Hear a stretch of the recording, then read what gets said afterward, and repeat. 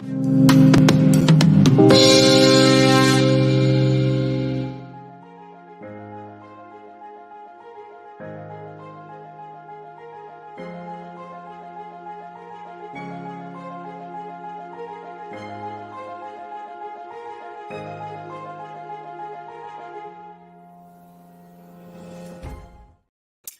morning, everyone. Welcome back to Faith.Family.Focus. I am one of your co-hosts, Faith Suggs, former Duke women's basketball graduate, current marketing manager for SIG Sports, as well as founder and CEO of Brand by Faith, social media and branding company dedicated to telling the stories of our clients. And this wonderful man next to me is Schaefer Suggs, former NFL player with the New York Jets and the Cincinnati Bengals. Has also served as VP and on the executive board for the NFLPA Chicago chapter, also known as the Charitable Arm, RPFPC. Good morning, Dad. How are you? You didn't know you had a charitable arm? The charitable arm. It's our 501c3 arm, the retired professional football players of Chicago.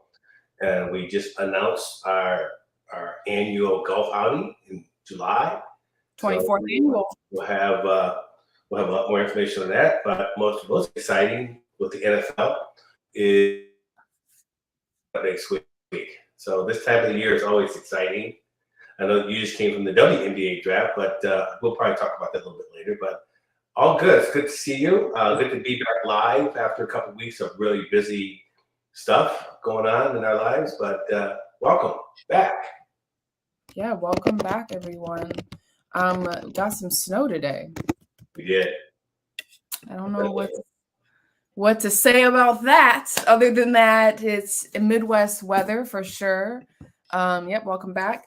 So you were talking about good morning, share, comment, like, send.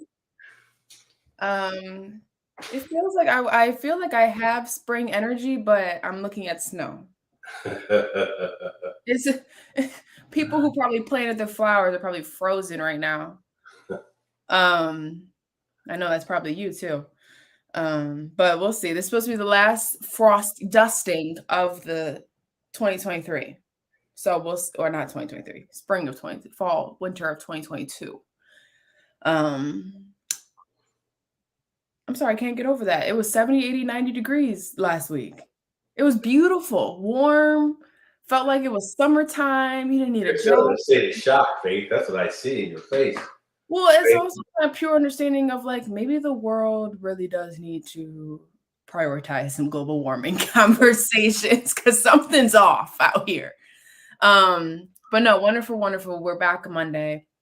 So I didn't know the NFL draft was around the corner. It is April. Next week. Yeah, next week. April what? April. It's always a day or two before or after my birthday.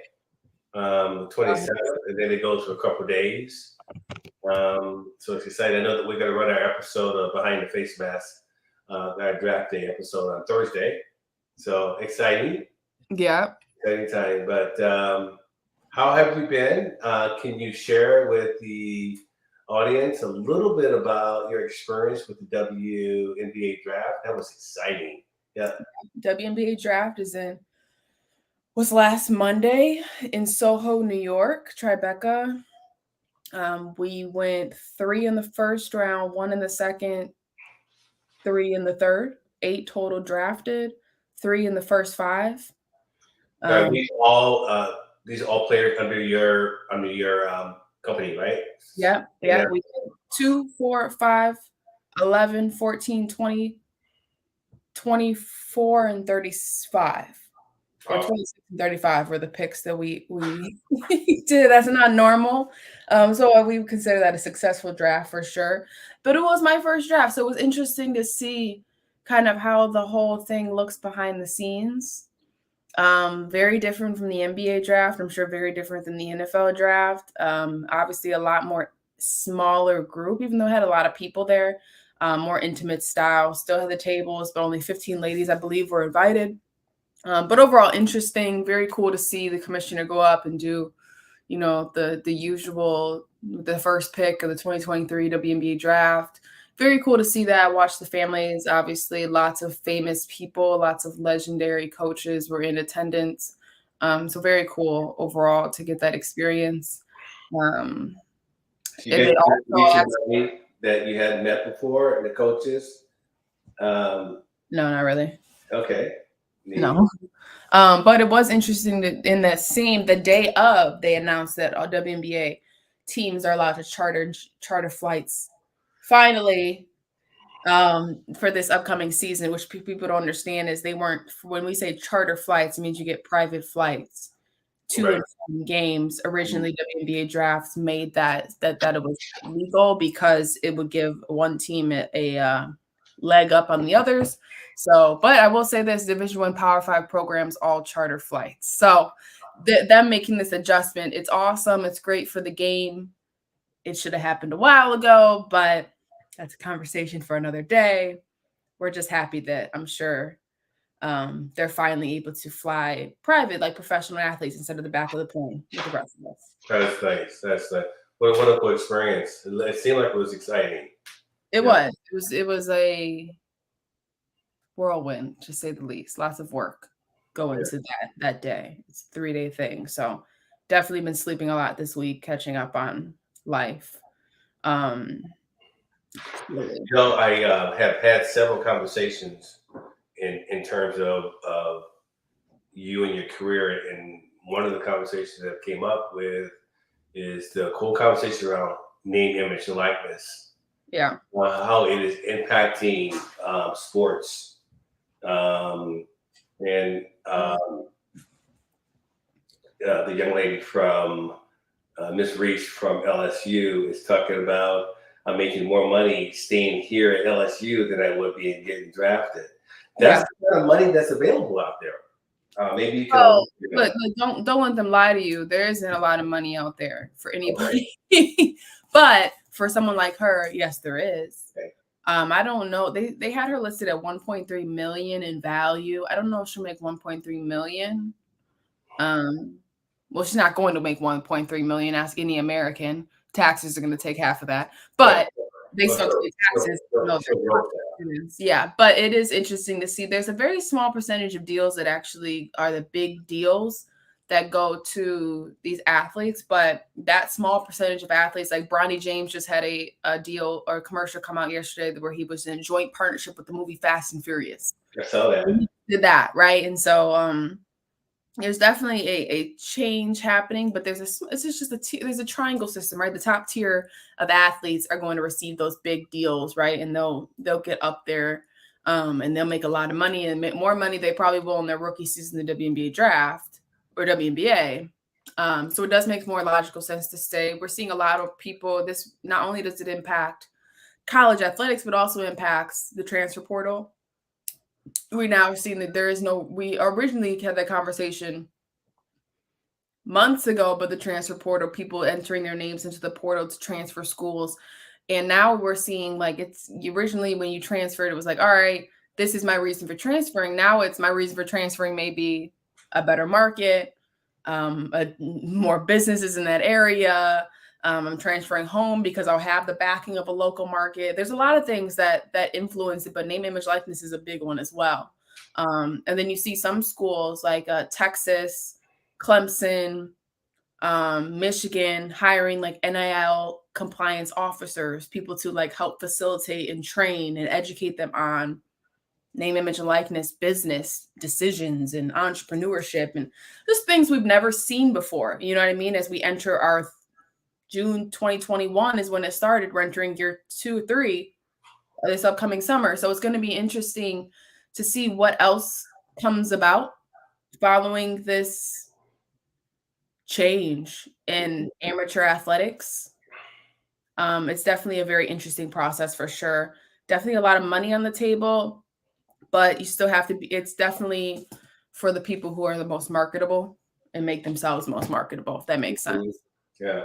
So in your own personal company, Brand by Faith, the importance of these young kids, even from high school to college, the importance of branding themselves in the right way.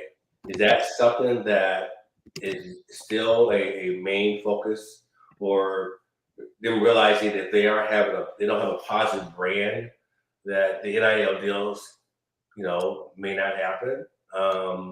Or even just like because here's the thing. Okay, I give you $10,000 to promote your plumbing business. Let's use a plumbing business, the most basic advertising industry of all time, service.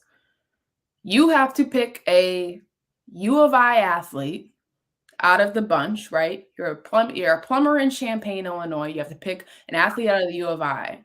Okay, you have the best player in the whole entire school of any sport.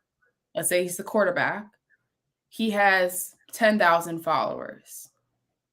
Then you have, let's say, a young woman who has 80,000 followers, but maybe isn't the best player on the basketball team, but she's got 80,000 followers.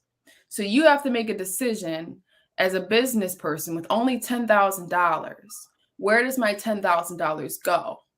Well, what is the return on investment? If I give the quarterback $10,000, what am I going to receive? And is it greater than if I give the young woman on the basketball team, who maybe isn't the best player, but has 80,000 in a following, a fan base of 80,000 people? Is my $10,000 going to go more? Is it going to go further there or there? So it does. Everything has to do with your marketability, your reach, like how many people actually will my advertisement get to? Or is it my legitimacy? Is if me giving the best player, the best quarterback in the Big Ten, my advertising, he goes and joins me on a commercial, is that going to be a bigger reach, impact, return on investment? So Right. brands are leaning obviously towards it's a split decision for sure. And so when you have a talent plus notability, that's a great matchup. But a lot of the times you see these great athletes still aren't like, we're not worried about that. We're worried about making it to the next level or doing this. So you do have that kind of in between feeling right now, on what's prioritized. Is it marketability or is it talent? And unfortunately, marketability goes further than talent right now, in today's industry, because at the end of the day, if you're going to invest $10,000, $15,000 into a 21-year-old, you're going to want to make sure you get your money back, because a lot of advertisement isn't, when you're working with college athletes, let's think about this. When you're working with college athletes, you're not thinking about working them for 10 years. That's the difference between working with a professional and working with an amateur in a way. It's like Because money with a done, right? professional, yeah, they're going to have at least 10 years at the professional level. They already have some form of fan base that's beyond just a U of I quarterback. But if you're a small town business or a local marketing business or anybody in that area, you're thinking, all right, I just need some quick buzz right now. Let's do something for a year or 3 to 6 months with this one athlete, and then it ends. So you want to make sure you're investing where it's going to go more, you're going to generate more in a short period of time. So Right. that's why marketability is the number one priority over talent at the collegiate level, because unfortunately, that's just how the game has to go. People need to get their money back quicker than you would at the professional level, which is a more long-term investment for people. Right. So it's definitely more about, you have to be marketable, you have to look a certain way, you have to do this. Talent is a bonus. But you have to be somebody that they're interested in wanting to follow, be interested in wanting to listen to, So definitely interesting to see where that's shifting, where talent just isn't a priority anymore at this level. On a professional level, yes, it is. But at the collegiate level, the amateur level, it is not. It's your brand. Mm. Yeah, it's a brand, and Right. you should be able So, to sell stories. so let me ask you. Let's kind of pivot. I know we want to talk a little bit about um, the the uh, the NCAA women's final championship game and the conversation around Angel Reese and Caitlin. And I thought, you and I have been involved in some really healthy conversations around it.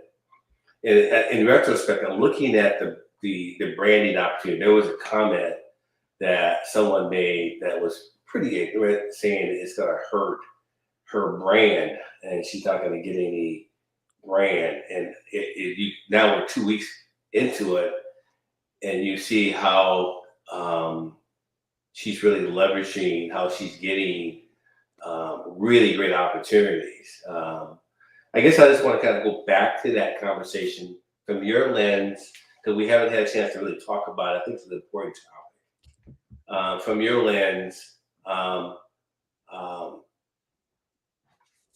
maybe just take a few minutes to talk about it, and I'll chime in. And then you and I have had some conversations. Yeah. Women's basketball, for me as a father, people who watched that game were not people that were watching basketball like I was watching basketball since you were 7, 8 years old. I watched the progression of how women's basketball has gotten to where it is. Or that day was probably one of the highest viewed women's basketball games ever. And then there were people watching it because they were following the Iowa program. And so their lens on it versus the lens of, this is women's basketball. They're competitive. They trash talk. This has been going on for a long time. Was just very, very different. And as you know, the conversation I've had, I wanted to get your very helpful perspective on it. As a basketball player from Duke, a woman of color who has a lens on disparity, has a lens on the way people are viewed. I wanted to get your healthy perspective on it. Yeah.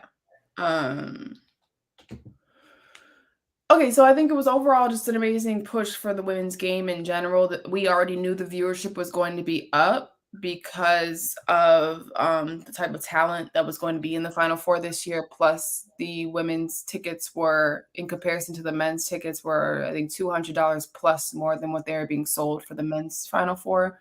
The viewership was trending from last year as well. I mean, just women's sports in general, women's basketball is on its utmost peak. So that's not something that was pushed primarily by this conversation of the Iowa LSU debate. It already existed. It was already here. We already knew it was here. The people who have been here for a while have already known this Final Four was going to be something. Caitlin Clark was a bonus because she's a heck of a player to watch play. She's doing some stuff that's unreal.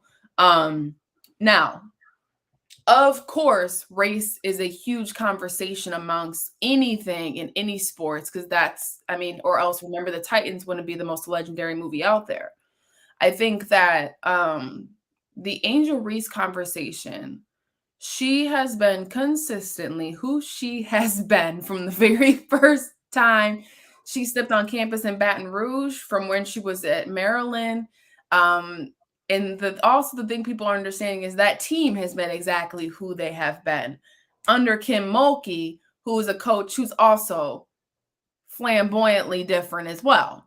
So LSU came in consistently who they were. There was no act. There was no nothing. They were going to come who they were. The way they acted when they're winning was exactly who they have been for the last months of the NCAA season. Right. Iowa came in with a strong fan base. Of course, Iowa, if anybody knows the history of Iowa women's basketball, it was birthed on the back of Vivian Stringer and the work that she did for that program, a Black woman and one of the most legendary Black women coaches in this game. She literally built something that made Iowa fans gravitate towards that basketball team. And ever since she left, attendance has skyrocketed to a different level because there's nothing else to do in Iowa but watch basketball and football.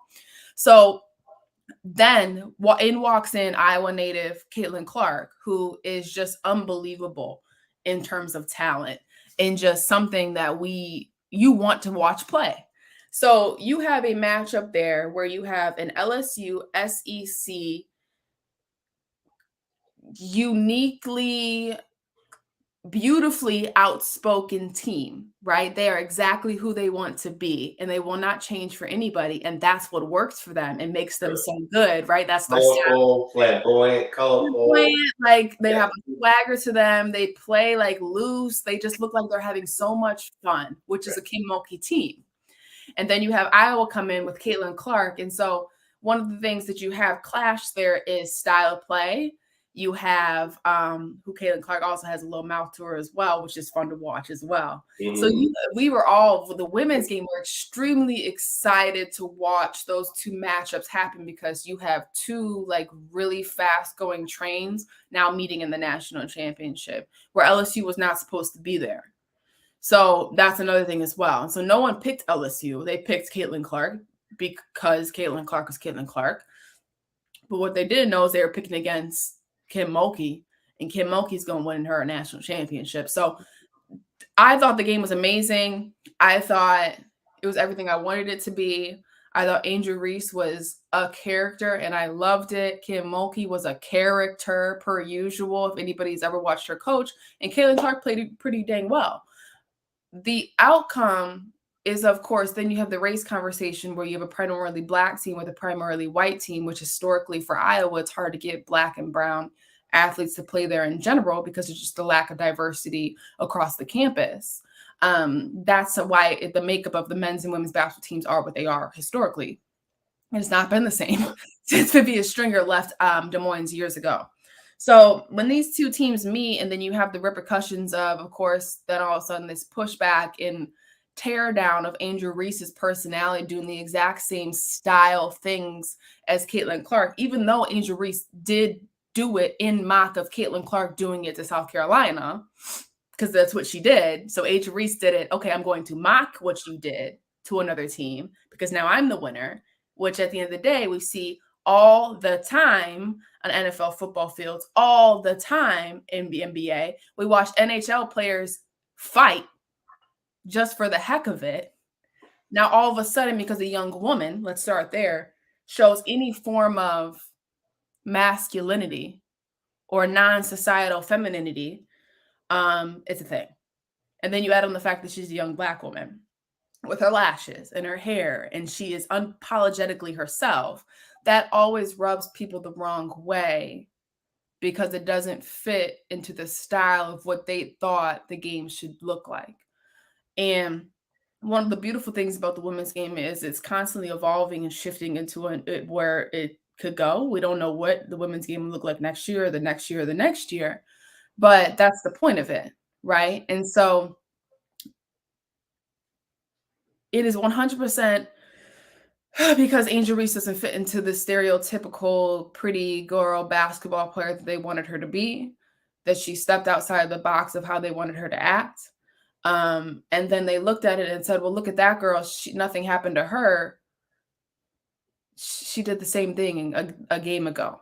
Right. So it's very much rooted in racial disparities. It's very much rooted in racial bias. It's very much rooted in all of that. But us on the women's game, we're like, here, just give us the viewership. We appreciate it and come back next year. Because Angel Reese's brand is not going to be negative impact. LSU and Baton Rouge, the city, are going to flood her pockets with money. They will not. They don't care. If anybody knows anything about LSU sports, they know that they love players like Angel Reese and coaches like Kim Mulkey. Well, one of the most flamboyant players ever played basketball is Pete Maravich. He brought that game. He's a white guy. That's what they're used to. He was the first one that did. He was. That's what they're used to. So, I get that with LSU. Yeah, it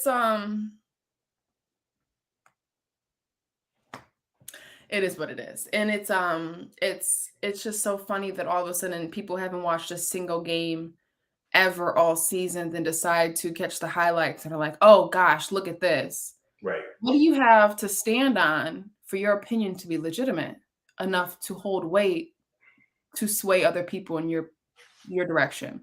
You don't. And that's unfortunately welcome to America.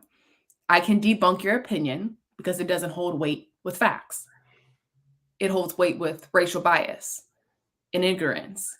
And I think that that's one of the biggest things is like Caitlin Clark found no issues with any of it. No one in the women's game found any issue. We saw, because we've seen this, we saw in Dawn Staley's team smack talk. We've seen Iowa smack talk. We've seen UConn smack talk. We have seen all of this.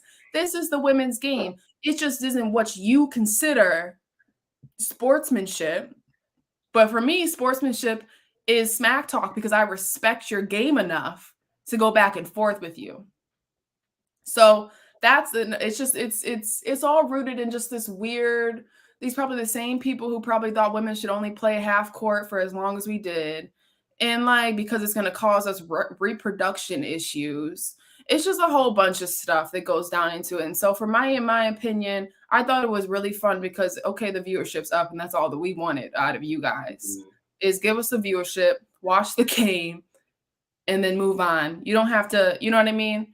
But the name calling, the spotlight on her, the way it was kind of like interesting, but it's also like we see who you are, and you have no idea what you're talking about. Right. We appreciate you not knowing what you're talking about, but leaving us with your viewership. Yeah. Well, allow women be who they are. Allow them to embrace, whatever that is. And I had one of my close friends say, well, Faith would never do anything like that. Well, Faith, if she were to do something like that, that's her personality, that would be okay. The level of warnings I've gotten from referees in my 4 years at Duke to watch my mouth, to stop going back and forth with, we used to cause havoc. We rolled up in Liberty University, which everyone knows societally is an extremely conservative, over religious with their own issues type of university that has gotten a lot of feedback over the years. Right. Primarily because there isn't a lot of Black players that go to Liberty. We tore Liberty up. We had an average of 2 texts. We were talking crazy at those girls, ruining them. But I went to Duke. Right. Everybody on that team got into Duke. Right. Are you saying, because so what you have to say is, okay, so we're still smack talking, we're talking smack, but yeah, we're still extremely educated to back it up. So now your two things are conflicting, right? Because now sportsmanship and class don't really go together. And really, sportsmanship is something that you have to, sportsmanship is something you can define on your own. And I think it just goes down to being a good person. And like, you can smack talk on the playground, you can smack talk anywhere you go, but all of a sudden when you you're on ESPN, all of a sudden it must go out the window. We smack talk in practice, we smack talk in conditioning, we smack talk in weightlifting. That's what makes competition roll. So it's gamesmanship, Faith, that we learned growing up. It's all part of the game. Until my friend Richard Castle we would fight during practice, man, but after practice, it was cool. Caitlin would do well on the LSU team. She's a smack talker. There's no question. There's never a question in that. And that was the thing, people, and what it is at the end of the day is that young women aren't supposed to step outside of the box. And they're already doing that by putting on a basketball jersey. Yeah. Right? And now you take it to a extent that, oh my goodness, they're playing like the boys. Well, it's like, yeah, they are, because it's a game.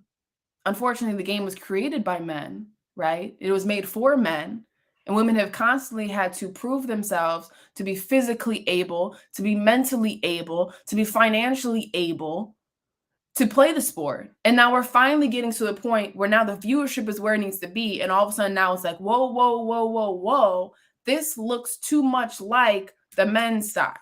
And it's like, you've watched one game.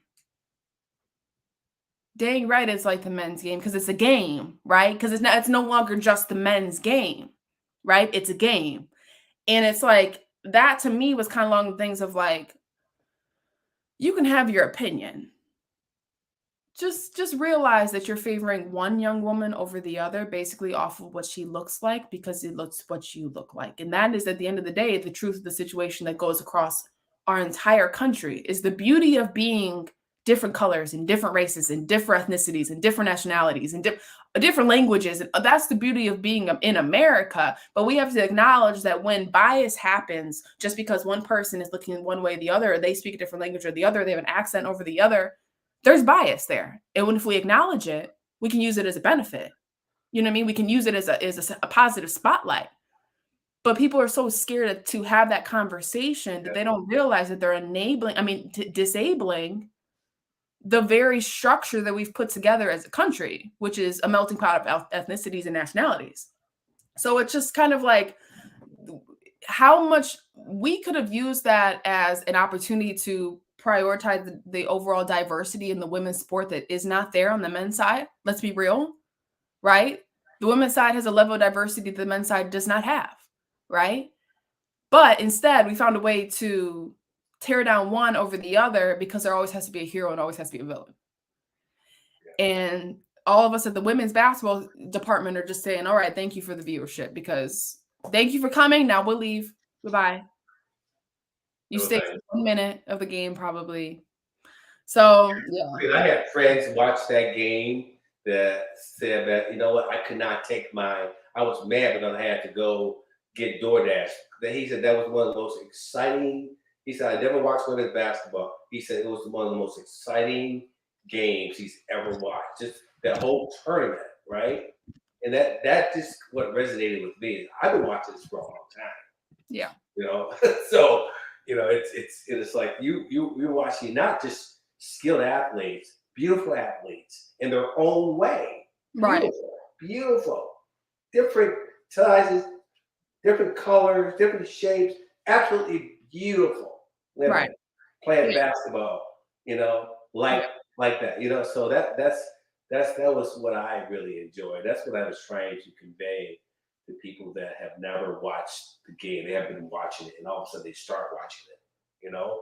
Yeah, and maybe that's what has to happen to get people to watch it is the Larry Bird Magic Johnson. But here's what I will say about the Larry Bird Magic Johnson. No one ever had gave a crap about the smack talking between Larry Bird and Magic Johnson. So it goes back down to the root of when women as a being, right? One, women are the most scrutinized beings on the earth. I don't know how that starts, when that starts, why it starts. Well, we do know where it starts. It starts with the Bible, but there's a reason why women continuously face the most levels of insecurity. They face the most levels of burnout in sports. They face the most levels of bias in workplace. They don't get opportunities because there's a level of perfectionism that has to circle around a woman every day she leaves her house. And so the one beautiful thing about sports is where our ability to shed away perfectionism and to just play from a space of confidence and play in a space of comfortability to be able to try to be your best in that space. But the moment that scrutiny happens, the moment that all of a sudden now it's this, it's that, or why do they have those lashes on or all this stuff? What the heck does that have to do with their style of play or their talent and their ability on the court? Because women are stepping outside of the box of what they think that a woman should look like or play like or act like, and so it's always like the same. It's like a broken record, right? You know what I mean? It's nothing different than what we have seen before, right? It's just now the viewership is there. Now, and I'm watching women be women in coaching too. They're not just like men. They're not acting like men. They're being themselves. Yeah, it's not like something or being like something. It's maybe that there can be fluidity within one gender. And I know that's a sensitive conversation with people because they're not ready for men to also be fluid within their genders. But it's also, there's a benefit in having feminine and masculine in each being. Because that's the point of why Adam and Eve were made from each other. You know what I mean? Because you're supposed to have a piece of each other within you, because that's a benefit, right? You can't be a father without some form of femininity, and you can't be a mother without some more masculinity, and you can't be a good lover or partner or husband or wife or all those things without understanding each other's perspective. And that's the beauty of sport, because you shed behind what the stereotypes are of what you should be, and just be. You know what I mean? And you become a competitor. And I think that's one of the most beautiful pieces of sports is that we all bond over the fact that we're competitors. And it's just so funny all of a sudden now, oh, wow, sportsmanship is a conversation because women are the topic. Yeah. You know what I mean? It's just, it's a broken record. It is a broken record over and over and over and over and over and over again. If anybody's ever seen Love and Basketball, she has that one scene where she goes, you run around, and you run your mouth and they give you a slap on the butt. But when I do it, I need to sit down and act like a lady. And it's just like, it doesn't make sense. Yeah. Right? That is a powerful piece. That's the narrative. That's what we're talking about. And that part of that movie was just, that's what we're talking about. Yeah. And it's like, you can, chivalry doesn't have to be dead. You can still respect women for what they are, but you can acknowledge them from where they come from.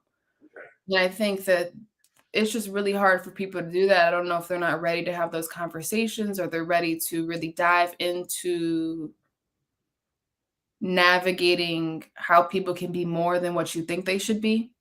But look, like I said, we'll take your viewership. Thank you. That means we're going to be on CBS next year. That means they're not going to, maybe they'll cover the whole WNBA draft on ESPN except for just the first round. Just thank you. You know what I mean? Taking it further. And then sometimes you need haters and racists and prejudice and sexism and all of these things to push the needle for visibility for a group of people. Right. So. Yeah. Well, thank you so much for that, your perspective. I know that we wanted to really talk about it.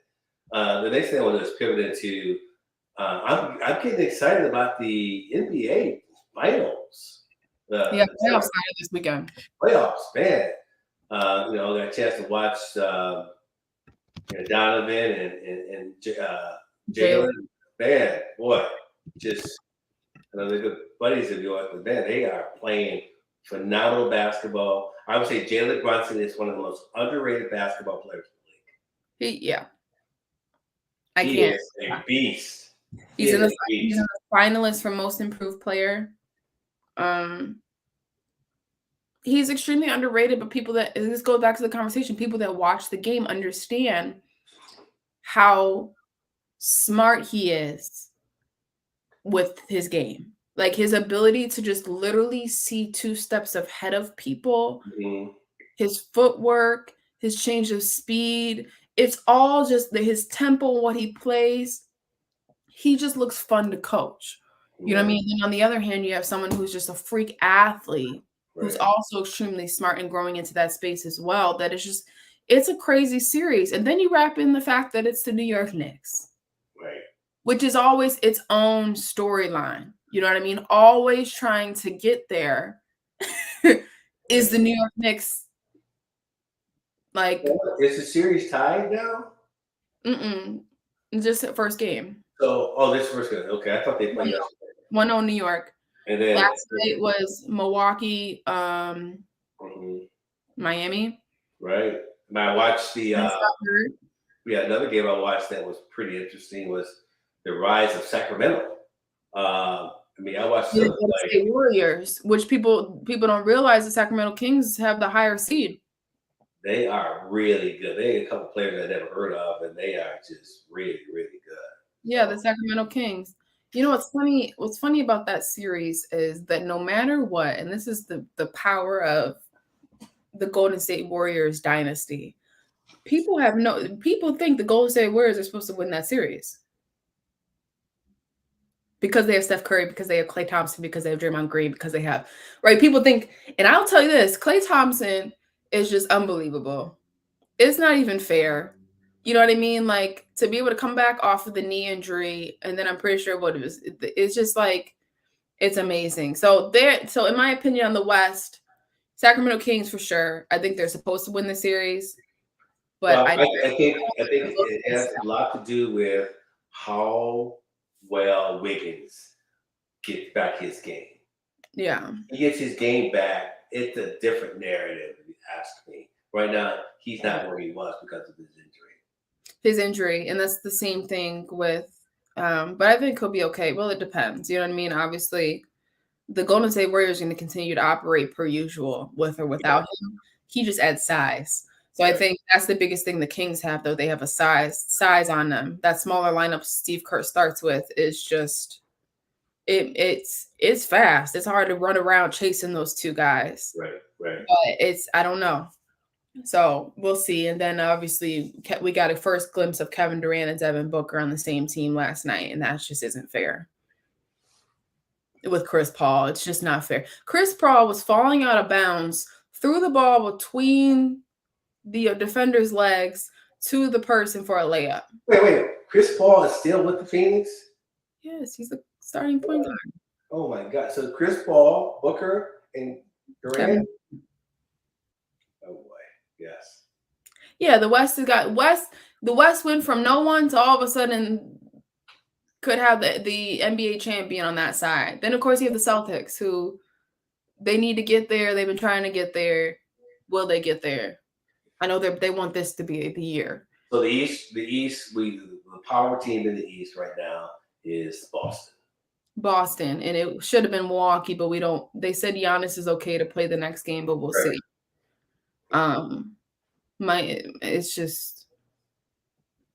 It's a crazy year.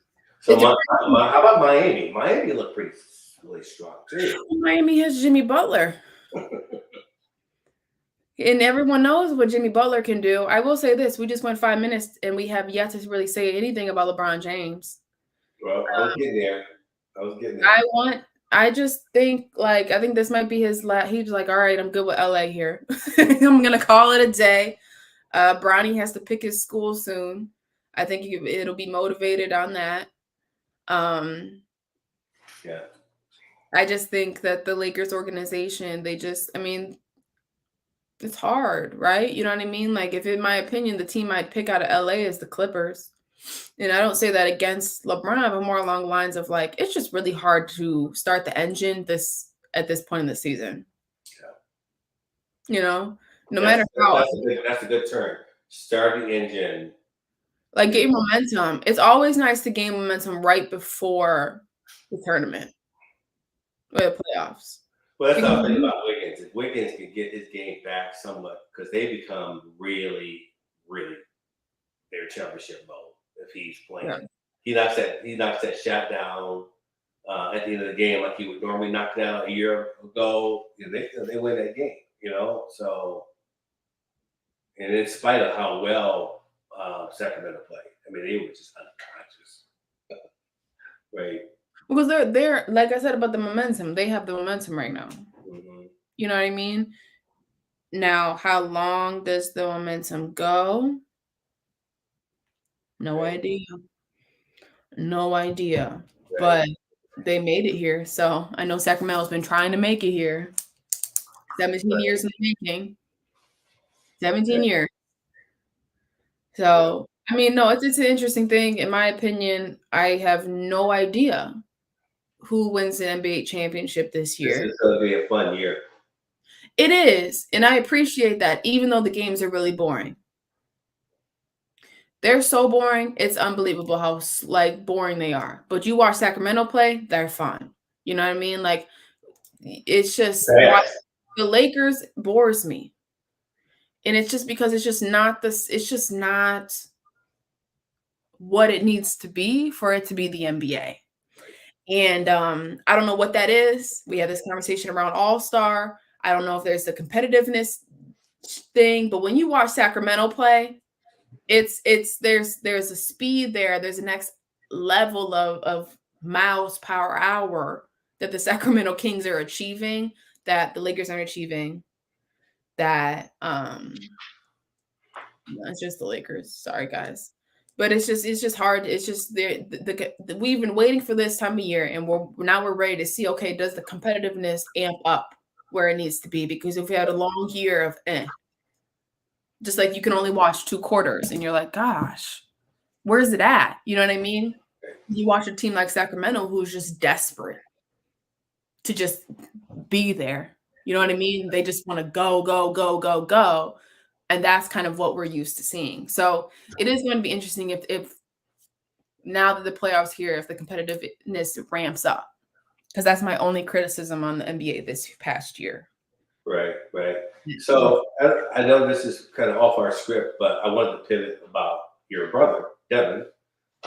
This is, I don't know if you have some pictures, get them, but he is playing wide receiver and he's getting some opportunity to make some catches. And I'm pretty excited because this weekend coming up, I get a chance to go watch his spring football game, and he will get his Ivy League championship ring. They have a ceremony at 2:00. So I'm pretty excited about that. I know that you talked to him, so that's pretty exciting. It's just good to see him, on the field and making some catches and so I'm really proud of that. So I just want to share. What I want to do next Monday is have a preview of the draft, but have a recap of how his spring football game went too. Also, Sounds good. Just reminding me a question: is Aaron Rodgers a Jet? I think eventually he will be. Okay, what are we doing? Money. Money. And I promise you, in a week and a half, they're gonna have to figure it out because you can't go into the draft. You know what I mean? Like That's what they're waiting for. They're waiting for those final. Green Bay is not going to just give their franchise away like that. They're going to get as much as they possibly can. And right now, the Jets are willing to give whatever all they need is, that's the only thing that they're missing is the quarterback. Mm-hmm. So, not according to Zach Wilson. No, Zach Wilson, he's to sit down somewhere. Like, sit down. He may be a Cooper. He needs to continue to develop as a professional athlete. He may be off the rocker. Aaron Rodgers may be. I don't know where he's at. He may be in Hollywood too long. But one thing about we know, Aaron Rodgers is still going to get out there and throw that ball. Right. He sure is. So yeah. But no, it's a great stuff. And then another thing I wanted to mention, I don't know if you know this, but TikTok has just been banned. It has been banned. It's been banned in a specific state. I can't remember. It's 2 states. Florida for sure. Oh, shocker. They also just no comment. They just had Montana. Well, that's not much, but Montana banned TikTok, which is interesting. I do think that TikTok is the same thing as Instagram. I love TikTok. I think if it's done right, just like how Facebook, Twitter, Instagram, YouTube, all of it, if used correctly, is a safe app. It's what you make of it. Right. But like any platform, like any form of internet, like anything, you can definitely abuse and find ways to use it as a weapon, use it as just bad things. So, but it's interesting. And this is why it's interesting. This is my final comment for the day.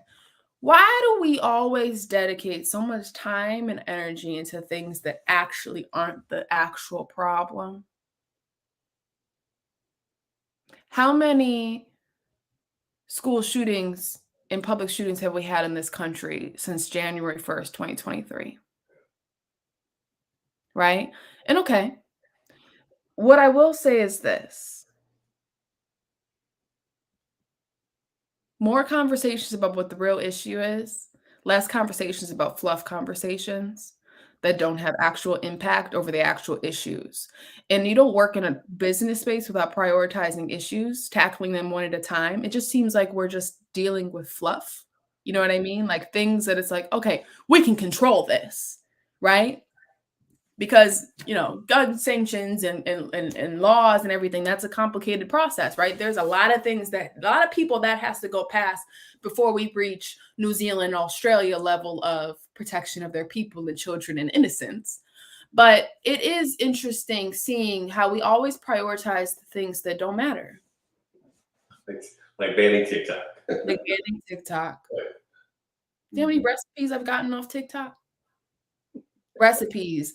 Like life hacks, learning how to build things. TikTok. There's a dad TikTok for people who grew up without dads. All the guy does is teach you things that you should know. Yeah. How to correctly mow your lawn, how to make sure your hose and everything doesn't freeze for the winter, all these things. That's the benefit of it, right? But because everything bad, everything light has a dark, everything dark has a light. That's just what the situation is. You know what I mean? That's just life. That's why the world is where it is. They say it's because we opened up Pandora's box, right? And released the darkness that combats the light. But it's like, TikTok's not the problem. It's not the problem. The people are always going to be who they are. You know what I mean? We're always going to be creating the next thing. Right now, the next thing is people love to watch videos. They love it. That's why YouTube is so successful. Right. We don't watch as much TV as we once did. So it's just interesting how we want to do that instead of, I don't know, Right. handling the real issues, tackling our lack of ability and resources of education, creating smarter humans for our country, because right now we're probably the dumbest country. So it's just a lot of things that just seemed to me, when I saw that come across the board today, I was like, gosh, we are all so worried about what doesn't matter. Right. You read a very good point. But I will say, they say that the year of 2023 is a year of revolution. I think it's really a revolution for women, in my opinion. That's what I think that is happening. I think there's a change and a shift towards like women. I think that's the push that's coming. But they say 2023 is a year of revolution. That's what they're saying. So we'll see. We have many shows to go. But all I will say is, I don't know if TikTok is the problem. That's all. Well taken. Great show, Faith. Yeah, great show. Thank you for joining us. Again, this is Faith Family Focus, where we want to use our faith as a vehicle to help heal and sustain others on strengthening the family core. And of course, our slogan: let go, let God, let go, let faith, let go, let love.